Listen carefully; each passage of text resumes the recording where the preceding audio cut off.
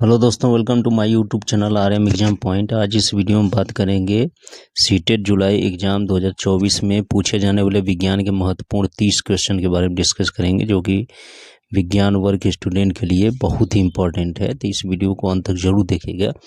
पहला प्रश्न है, मैं अपना एक कान स्टील की रेल की पटरी पर रखता हूँ। मैं आने वाली ट्रेन की ध्वनि वायु की तुलना में रेल की पटरी द्वारा शीघ्र सुन लेता हूँ। वायु की तुलना में ध्वनि स्टील में अधिक चाल से गमन करती है। गैसों की तुलना में ध्वनि ठोसों में अधिक चाल से गमन करती है।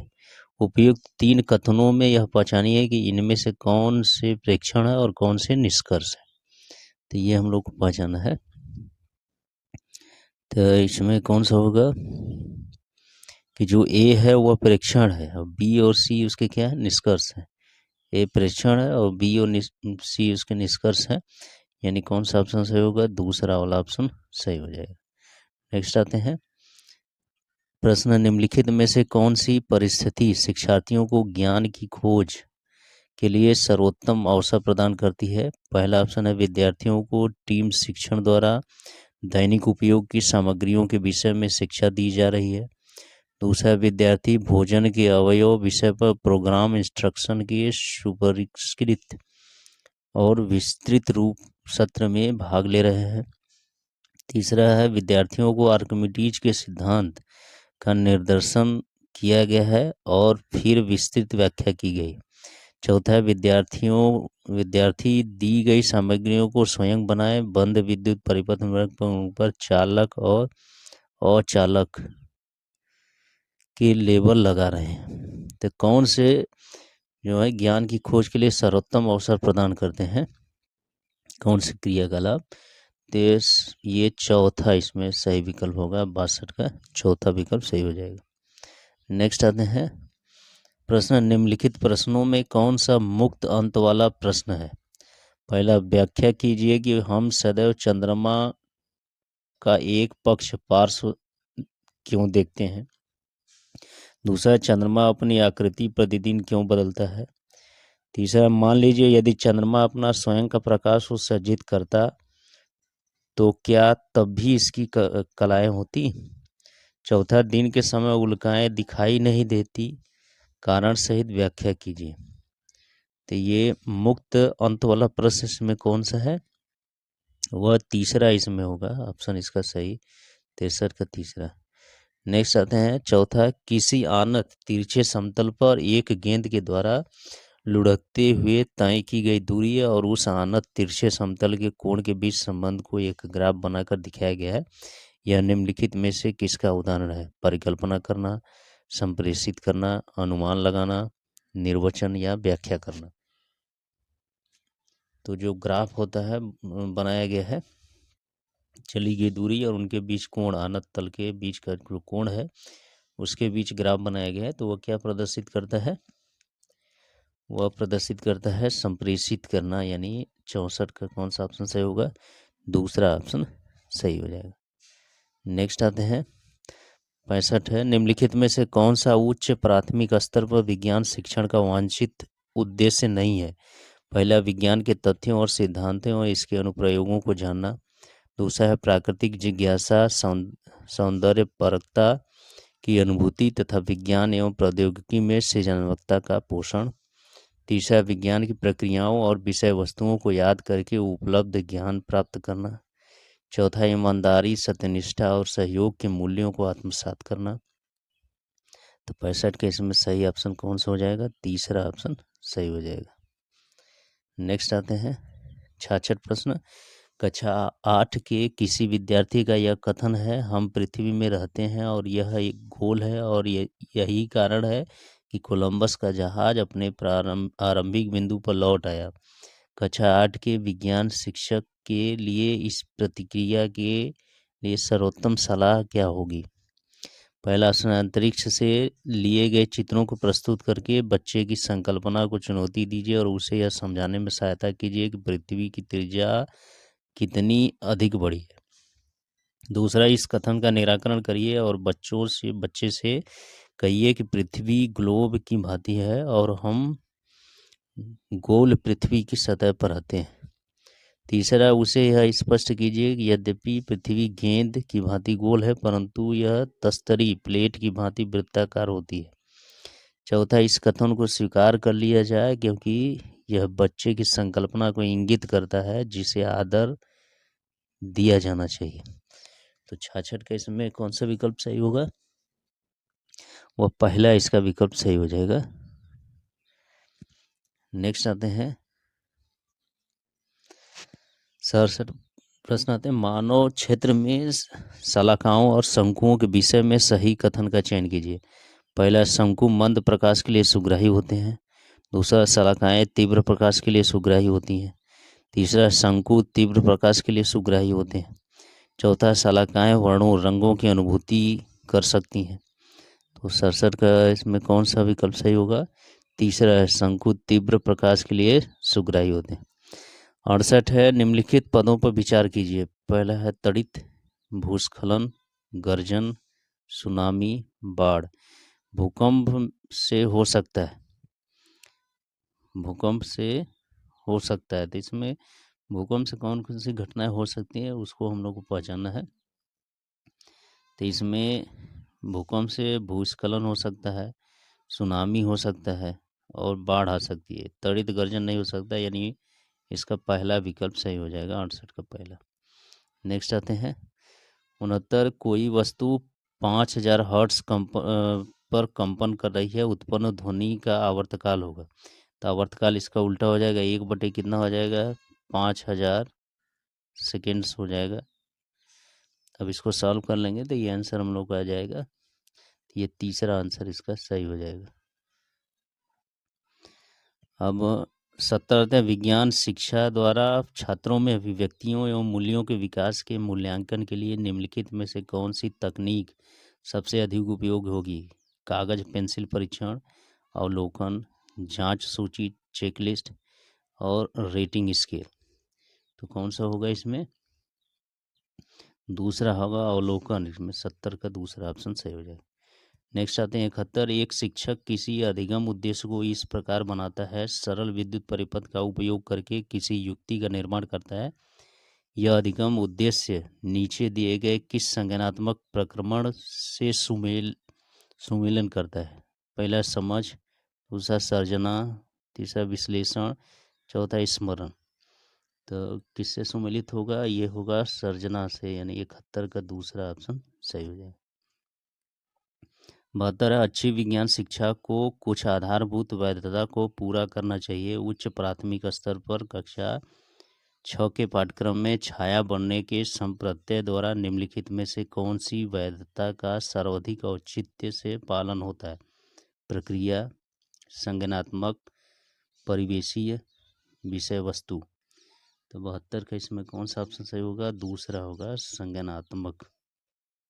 नेक्स्ट आते हैं 73 है, वैज्ञानिक ज्ञान के बारे में निम्नलिखित में से किस कथन से आप सहमत नहीं होंगे? पहला है, वैज्ञानिक ज्ञान निरपेक्ष, निश्चित और शाश्वत होता है। दूसरा, वैज्ञानिक ज्ञान के विकास में कल्पना शक्ति और सृजनात्मकता सम्मिलित होती है। तीसरा, वैज्ञानिक ज्ञान सामाजिक एवं सांस्कृतिक रूप से अंतर्स्थापित है। चौथा, वैज्ञानिक ज्ञान सिद्धांतों से निकलता है। तो वैज्ञानिक ज्ञान के बारे में किस कथन से आप सहमत नहीं हैं, ये हम लोग को पहचाना है। तो पहला ये सही होगा, 73 का पहला ऑप्शन। चौथा, निम्नलिखित ग्रहों में से किसका अपना कोई प्राकृतिक उपग्रह नहीं है? यूरेनस, मंगल, शुक्र, बृहस्पति। तो किस ग्रह का अपना कोई प्राकृतिक उपग्रह नहीं है? तो इसमें देखेंगे तीसरा इसमें है शुक्र। चौथा रहते हैं, कोई बस अपनी यात्रा की 10 किलोमीटर की दूरी 40 किलोमीटर प्रति घंटा की औसत चाल से तथा शेष 45 किलोमीटर की दूरी 60 किलोमीटर प्रति घंटे की औसत चाल से तय करती है। तो बस की संपूर्ण यात्रा की औसत चाल ज्ञात कीजिए। तो इसको सॉल्व करेंगे औसत चाल के फार्मूले के हिसाब से। तो इसका सही आंसर आएगा 55 किलोमीटर प्रति घंटा, यानी दूसरा ऑप्शन इसका सही हो जाएगा।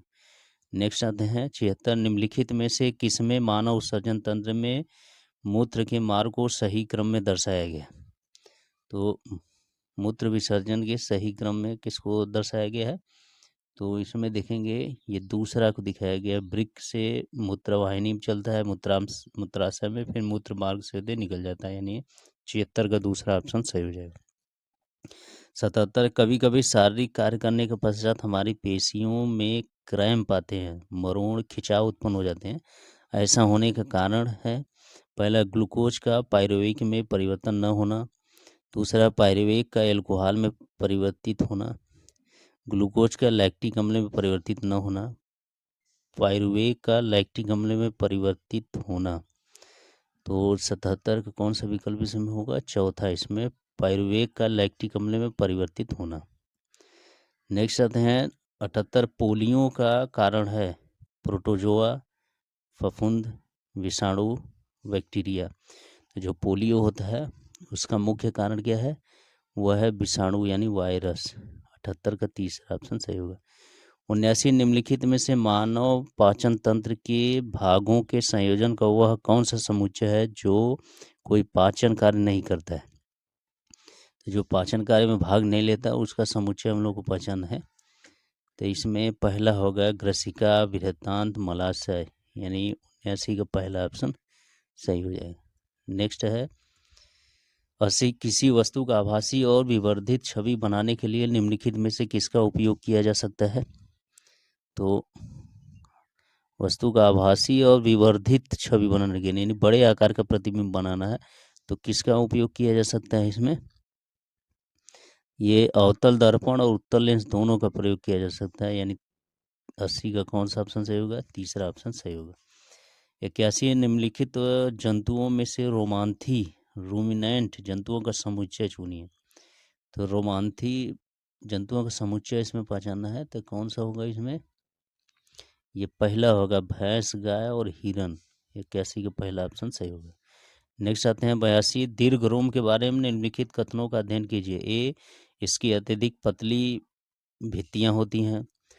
बी, ये अंगुली के समान उभरी हुई संरचनाएं होती हैं। सी, इनमें सूक्ष्म रुधिर वाहिकाओं का जाल फैला रहता है जो सतह के निकट होता है। डी, इनमें महीन छिद्र होते हैं जिनसे भोजन सरलता से गुजर सकता है। उन कथनों को पहचानिए जो दीर्घ रोम को पाचित भोजन को अवशोषित करने योग्य बनाने वाले लक्षण प्रदान करते हैं। तो इसमें कौन सा विकल्प सही होगा? 82 का तीसरा इसमें होगा, ए, बी और सी, क्रम से तीनों वाले सही कथन है दीर्घ रोम के बारे में। नेक्स्ट आते हैं 83 प्रश्न। 83, निम्नलिखित खाने योग्य पौधों पर विचार कीजिए। केला, बैगन, भिंडी, कद्दू। इनमें से पौधों का ऐसा युगल चुनिए जिनमें 2 या 2 से अधिक खाने योग्य भाग होते हैं। तो कौन कौन होगा इसमें? तो होगा केला और कौन होगा? कद्दू, यानी ए और डी ऑप्शन इसका सही होगा। तीसरा इस तरह से सही होगा, 83 का तीसरा ऑप्शन सही हो जाएगा। 84 है, कोई 6 किलोग्राम द्रव्यमान का पिंड किसी घर्षण रहित क्षैतिज पृष्ठ पर 3 मीटर प्रति सेकंड की चाल से फिसल रहा है। इस पिंड को इसी चाल से इसी सरल रेखा के अनुदिश गति कराने के लिए आवश्यक बल है। तो कितना बल लगेगा इसमें? 0 न्यूटन हो जाएगा, कोई बल नहीं लगेगा, यानी 84 का कौन सा ऑप्शन सही होगा? चौथा ऑप्शन सही हो जाएगा। 85, किसी तालाब के जल में टैडपोल वृद्धि कर रहे हैं, उस जल में निम्नलिखित में से किस तत्व की पर्याप्त मात्रा उपलब्ध होनी चाहिए? Oxygen, iodine, nitrogen, chlorine. तो किसकी होनी चाहिए? वह आयोडीन की होनी चाहिए, यानी 85 का दूसरा ऑप्शन सही हो जाएगा। नेक्स्ट आते हैं 86, मानव में जनन की अवधि की घटनाओं का सही क्रम क्या? तो सही क्रम इसमें देखेंगे तो दूसरा इसका सही क्रम होगा, युग्मक बनना, फिर इसके बाद निषेचन, फिर युग्मनज, फिर भ्रूण। 87, कोशिकाओं से संबंधित निम्नलिखित पदों पर विचार कीजिए। ए, क्रोमोसोम, बी, जीन, सी वाला है न्यूक्लियस केंद्रिका, डी है राइबोसोम। इनमें से किसी कोशिका के केंद्रक के भाग हैं। तो कोशिका के केंद्रक के कौन भाग में पाए जाने वाले कौन कौन से इसमें है?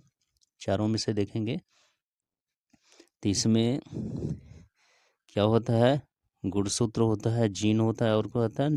केंद्रिका होता है, राइबोसोम नहीं होता है। यानी इस तरह से विकल्प देखा जाए तो कौन सा सही होगा? 87 का तीसरा विकल्प सही हो जाएगा।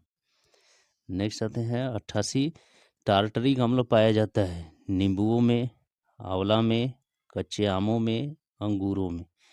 तो जो टार्टरिक अम्ल होता है वह किस में पाया जाता है? वह पाया जाता है किसमें?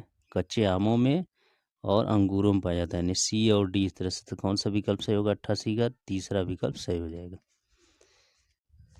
नेक्स्ट आते हैं 89, प्लास्टिक के सामान्य विशिष्ट गुण है। प्लास्टिक के सामान्य विशिष्ट गुण इसमें कौन कौन से हैं? तो देखेंगे इसमें तो चौथा होता है ये टिकाऊ, वजन में हल्के और अनअभिक्रियाशील होते हैं। 89 का चौथा ऑप्शन सही होगा। 90 आते हैं, जैव विविधता के संदर्भ में निम्नलिखित कथनों पर विचार कीजिए। ए, यह किसी क्षेत्र में पाई जाने वाली किसी विशेष स्पीसीज के व्यक्तियों की कुल संख्या का उल्लेख करती है। यह किसी दिए गए क्षेत्र के केवल पादप जात और प्राणी जात की किसी विशेष स्पीसीज का उल्लेख करती है। यह किसी दिए गए क्षेत्र के पादप जात और प्राणी जात की विविध स्पीसीज का उल्लेख करती है। डी है, यह जानवरों के लिए कृत्रिम रूप से बनाया गया एक संरक्षित क्षेत्र है। जैव विविधता के संदर्भ में सही कथन कौन सा है इसमें?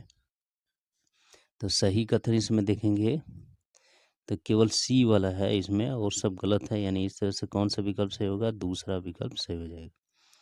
तो इस तरह से इस वीडियो में हम लोग 30 क्वेश्चन के बारे में डिस्कस किए जो कि परीक्षा की दृष्टि से बहुत इम्पॉर्टेंट है। यदि ये वीडियो अच्छा लगा तो मेरे चैनल को सब्सक्राइब करें, वीडियो को लाइक शेयर करना ना भूलें। Thank you.